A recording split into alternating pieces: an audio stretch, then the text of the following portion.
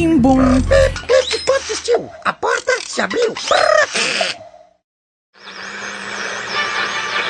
Esse é o figurino oficial utilizado pela Penélope, interpretado pela atriz Angela Dipp. Uma curiosidade que algumas pessoas não sabem é que era para ter sido interpretado pela Denise Fraga.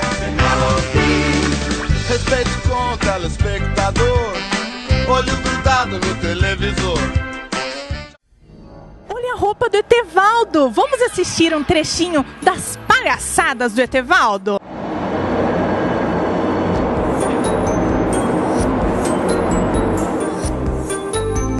De onde será que ele é? Vou tentar falar com ele.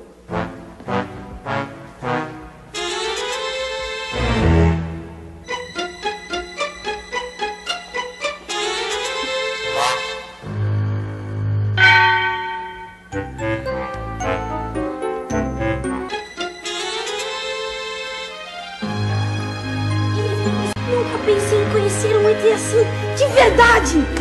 Nós precisamos arranjar um nome pro ET, mas tem que ser na nossa língua, porque na língua dele... Um nome para um ET. Um nome para um ET. Um nome para um ET?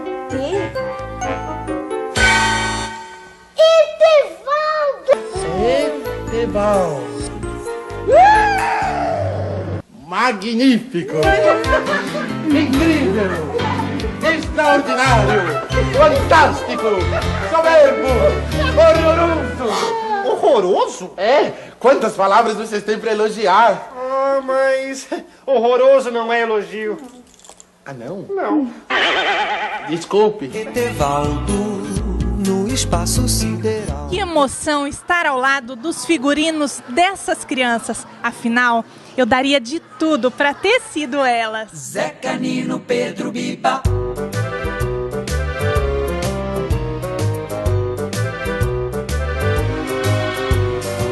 Eu tenho um sonho bom ou mau, derrubar este castelo velho e fazer um baita prédio no lugar. Ele não sabe não. Que som é esse? Quem sabe o nome dele? Esse som é o som do clarinete. Antes de comer, beber, lamber, pegar na mamadeira. Lava uma mão,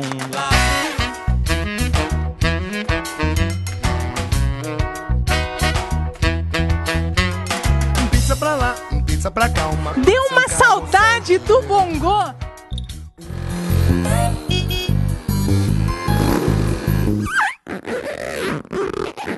Estou precisando de algumas dicas da Morgana. Vou conversar com ela. Tchau.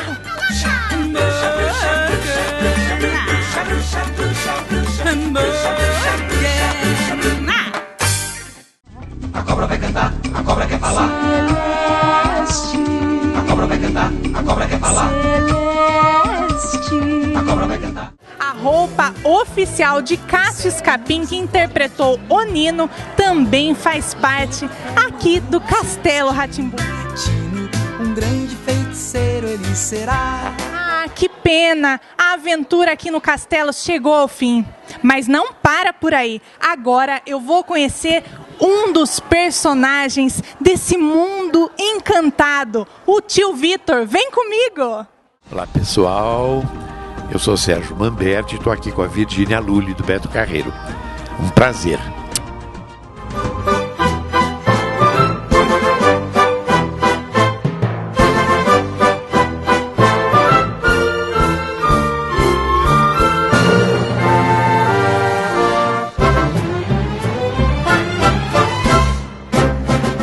É com muita alegria que estou ao lado de um dos grandes astros da TV e cinema brasileiro. Isso mesmo, Sérgio Mamberti, para vocês. Tudo bem, meu amigo? Tudo bem, Virgínia, um prazer enorme estar com você aqui. Estou recebendo vocês aqui na minha casa para a gente conversar um pouquinho, né? Falar sobre cultura, sobre cinema, sobre teatro Então sempre é importante isso, fazer com que as pessoas possam estar compartilhando desse universo, né, tão rico, né, do qual eles fazem parte, né? Vocês aí são parte importantíssima nesse processo. Amigo, eu cresci assistindo você como tio Vitor. Qual a importância de ter feito parte do Castelo Rá-Tim-Bum, que foi um marco para a televisão brasileira? O Castelo Rá-Tim-Bum, eu tenho 60 anos de carreira, mais de 60 anos na verdade, e já fiz coisas tão importantes em teatro, em cinema e tudo mais. Assim, se tem uma obra que eu tenho um carinho muito especial, que eu considero uma marca minha, é justamente o Castelo Rá-Tim-Bum. Por quê? Porque o Castelo Rá-Tim-Bum, ele se dirige à criança. E a criança realmente é o futuro cidadão, né? Então eu tenho certeza que, de alguma forma, eu contribuí para a formação de cidadania de pelo menos umas 4 ou 5 gerações. Nós ali do Castelo temos esse orgulho de ter participado e de ter feito... Porque o Castelo, em primeiro lugar, ele toca emocionalmente, né? As pessoas ficam muito sensibilizadas. Eu vejo pelas pessoas que se dirigem a gente, chegam e falam assim: você faz parte da minha infância. A infância sempre é um espaço muito especial, né, na vida de cada um, né? E você faz parte da minha infância, ou seja, você me formou. Então isso é uma coisa maravilhosa. E o tio Vitor, como era o dono do castelo, ao mesmo tempo que ele era um companheiro das travessuras ali, ele também era a pessoa que estabelecia os limites, né? E que, vamos dizer, criava valores ali no sentido de fazer com que o Nino se transformasse num mago, né? Mas principalmente num criador, né? Num cidadão. Então, o tio Vitor é realmente um personagem muito querido por mim, pelas pessoas. E eu acho que o cara acho que mesmo o Sítio do Pica-Pau Amarelo, que eu acho que é uma obra importante que marcou a minha infância, inclusive, mas o Castelo é muito mais completo no universo que ele aborda. 60 anos de carreira, com peças de teatro, filmes, televisão. Gostaria que você comentasse sobre o começo da sua carreira. Como começou tudo isso? Quem te inspirou? Veja bem, Virgínia, a inspiração sempre vem da sua formação, né? Papai e mamãe, minha mãe era educadora. Ela foi professora durante mais de 30 anos na vida dela. E ela acreditava muito nesse poder da educação, nessa importância da educação. Ela fez parte da primeira turma de normalistas de Santos, nos anos 30 ainda, do século passado. E então eu vivi sob essa, vamos dizer, influência forte da minha mãe, no sentido de que ela considerava a educação um elemento fundamental para que o Brasil pudesse ser um Brasil melhor. Mas o meu pai vinha com a parte cultural. Meu pai era diretor social de um clube, mas os dois juntos, então, nos levavam, a mim e o meu irmão, o Cláudio, que está ali, naquela imagem ali, depois você mostra para a gente. E o Cláudio não está mais conosco, mas o Cláudio também é ator. E desde pequenos nós íamos ver muito teatro, muito cinema, víamos concertos musicais e muita leitura, livro. A gente é uma geração que leu muito, uma geração que participou muito do rádio, né? Porque naquela época não tinha televisão, no começo da minha infância não tinha televisão. O rádio teve um papel muito importante, as emissoras de rádio também tinham um papel educativo e cultural importantíssimo. E na medida em que o tempo foi passando, a gente começou, claro que os nossos pais, eles tinham uma expectativa de que nós optássemos por uma carreira, vamos dizer, das carreiras clássicas, né? Advogado, médico, não sei mais o que e tal, porque eles sabem que a carreira artística é uma carreira sempre difícil de você conseguir ter, vamos dizer, uma estabilidade, né? O artista, ele pela própria essência da sua natureza, ele é contestador, então sempre tem vamos dizer, do ponto de vista profissional, sempre é muito mais difícil do que uma profissão das profissões tradicionais. Mas acabamos nós dois, eu e meu irmão, indo para o teatro. Na verdade, depois eu me casei. Os meus filhos hoje estão todos nas artes, os filhos do Cláudio também.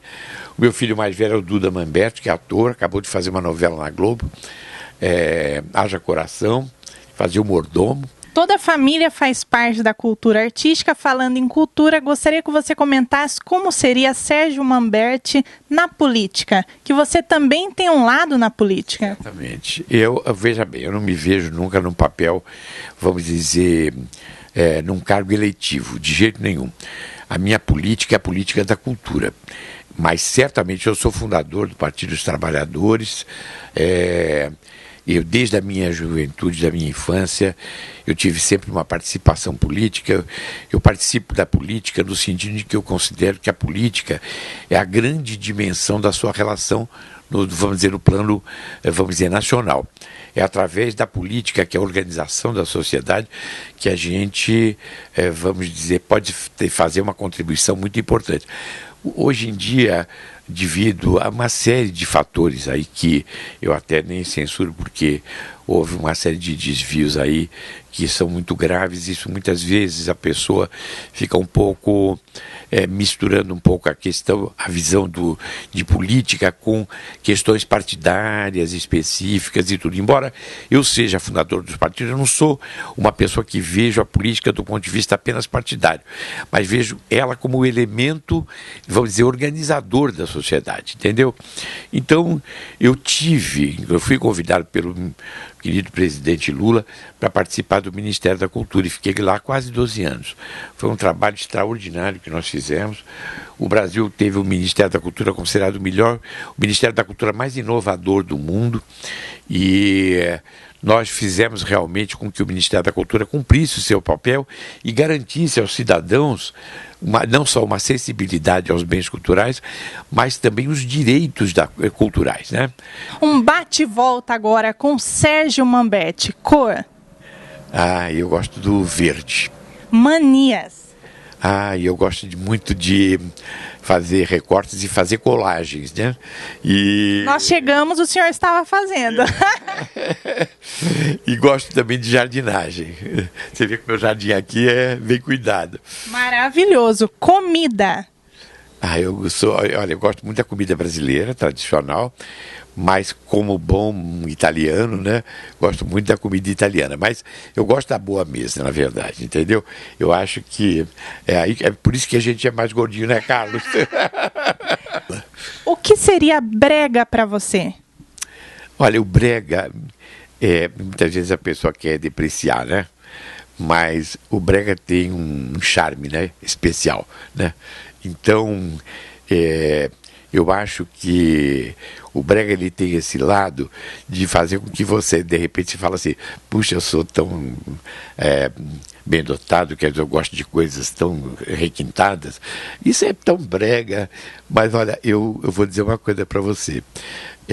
Eu tenho um olhar muito especial. Quando você pensa num artista como Andy Warhol, aquele americano, que ele pega e transforma uma lata de sopa em arte, entendeu? Então aquilo que seria uma coisa brega, uma coisa, vamos dizer, absolutamente industrial, e de repente ele transforma, ele transformava ícones, assim, que seriam, vamos dizer, de uma cultura brega em obras de arte, entendeu? Então eu acho que a gente tem que ter um olhar generoso, inclusive para o brega. Então eu tenho muita simpatia pelo brega. E o chique? O que seria chique para você? O chique é você poder justamente ter essa abertura, entendeu? É ter a elegância de você poder abraçar a diversidade e aceitar o diferente. no momento em que há tanta intolerância. A minha peça, o Sr. Green, é uma peça que fala sobre a intolerância. A gente está vendo aí tanta intolerância, né? A questão de gênero, por exemplo, que as conquistas que foram feitas, agora essa grande pensadora, a Judith Butler, que esteve aqui agora, ela ficou chocada porque, de repente, como um dos temas que ela aborda é a questão da ideologia de gênero, que chamam de ideologia de gênero, mas não tem nada a ver com ideologia de gênero. Ela trata a questão de gênero de uma forma muito generosa e muito, vamos dizer, respeitando a diversidade. De repente ela foi agredida aqui, né? Fizeram até um boneco, queimaram e ela foi perseguida até a hora de ir embora, o que me deu muita tristeza, porque o país sempre foi um país muito generoso e muito respeitador da diversidade, né? Então eu acho que é um momento em que nós temos que fazer uma autocrítica e uma reflexão no sentido de que a diferença ela tem que ser aceita. Amigo, agora para finalizar essa entrevista inesquecível que nós tivemos, gostaria que você deixasse uma mensagem a todos que nos assistiram nesse momento. Bom, em primeiro lugar, estamos passando por um momento muito difícil, mas eu vou me apropriar das palavras da Fernanda Montenegro, que eu considero uma mulher extraordinária, além de ser uma grande atriz. Eu troco muitas mensagens com ela, nós nos falamos muito. Ela falou, cada dia temos uma nova notícia, muitas vezes dramática, muitas vezes difícil de você aceitar, mas eu acredito e tenho esperança de que nós sobreviveremos.